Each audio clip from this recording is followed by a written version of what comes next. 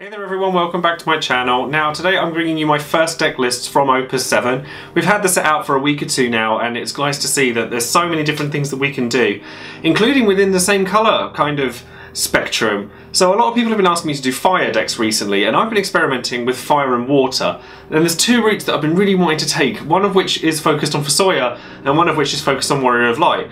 And I've been really racking my brain trying to pick which one I prefer to show you guys. So at the end of the day I just thought, sod it, why not have both? So I'm actually going to show you two deck lists today, both fire water, but both really quite different from each other. So I hope that you guys enjoy these deck lists and I hope that you guys enjoy the video. Now before we get started, I would like to remind you guys that my Discord channel has recently just been opened to the public, so if you guys want to come and chill out with me and the great community that we've already built up, then definitely follow the link in the description box below, and don't forget to check out all of my social links as well so that you guys can enjoy anything that I can put forward to you guys on the internet.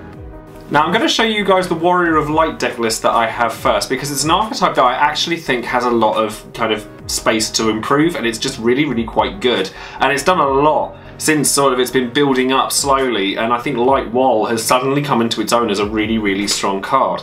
Now I'm going to go over some of the similarities between this deck list and the other one before I go into the specifics, but two of the things that I really like in this deck is the kind of synergy between Phoenix and Halicarnassus, and I think you only actually need to run one Halicarnassus because of that kind of fact. But I think that being able to open your opponent up when you've got a bit of a board and your opponent's got a bit of a wall going on, being able to play Phoenix into Halicarnassus will remove a threat and then make it so that the rest of the presence on the board is null and void.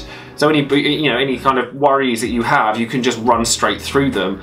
And you could play Halicarnassus first as well. I think Halicarnassus does a lot for fire in general by being able to shut off Y'shtola and Dadaluma. Now obviously if you cast Phoenix into Halicarnassus, that's not going to help you with those two particular cards, because Y'shtola could just cancel the Phoenix and Dadaluma's still going to do loads of damage before he loses his abilities.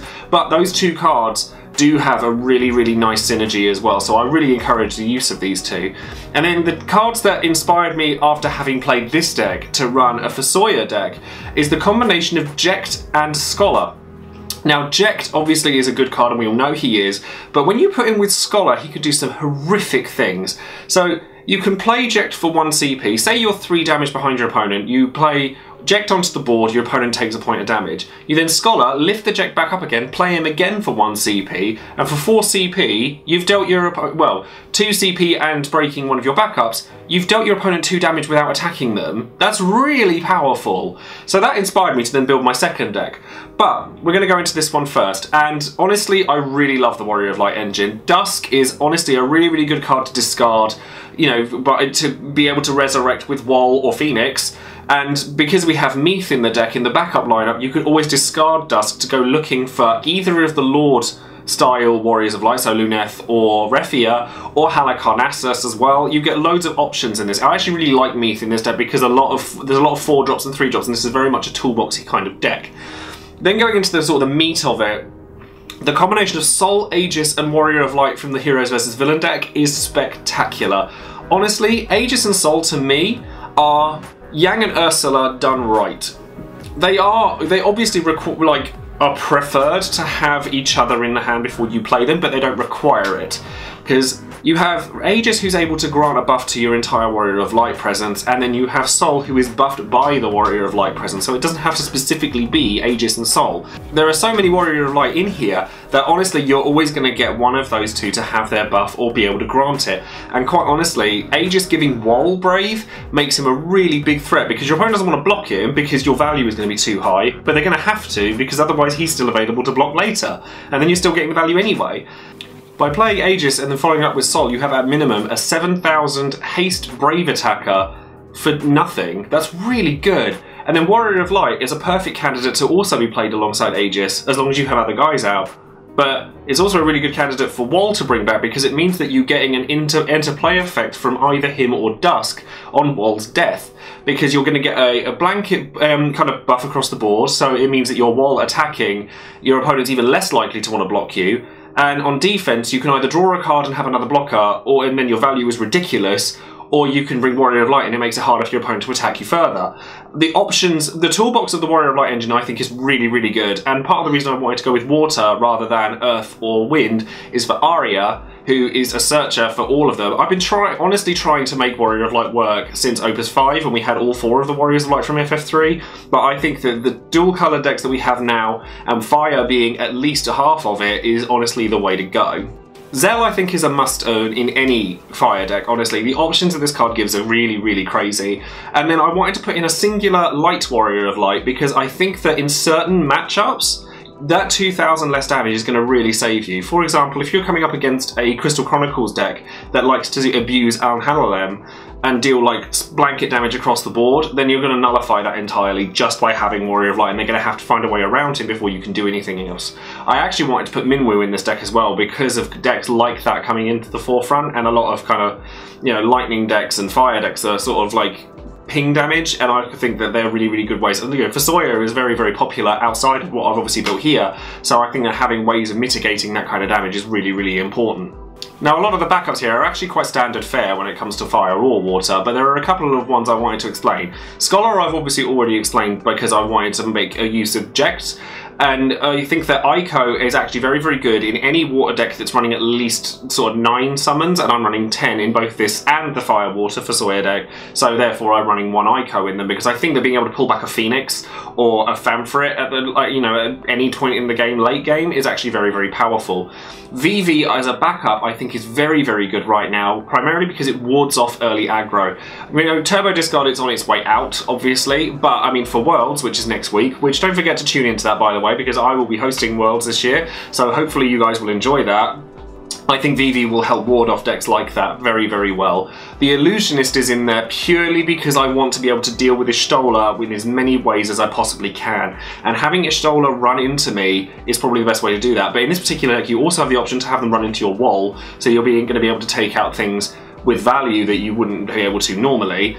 Lulu, I wanted to be able to break Arya whenever I needed to, or Artemisian, because there's a lot of, you know, backups that you kind of want gone. It also allows you to replay a VV, and honestly going VV Lulu isn't a terrible play in and of itself, because you're still getting like advantage and you're dealing 12k damage. Meath I've already explained, and I think the fact that we have so many 3 and 4 drops in this deck is really, really nice. Vermilion Bird Lassie Katuna I think is really, really good in here because the summons are predominantly fire and all of them deal damage, so I think that it was worthwhile having it, and it also makes a much, you know, that 1000 increment in power on your summons actually makes a huge difference.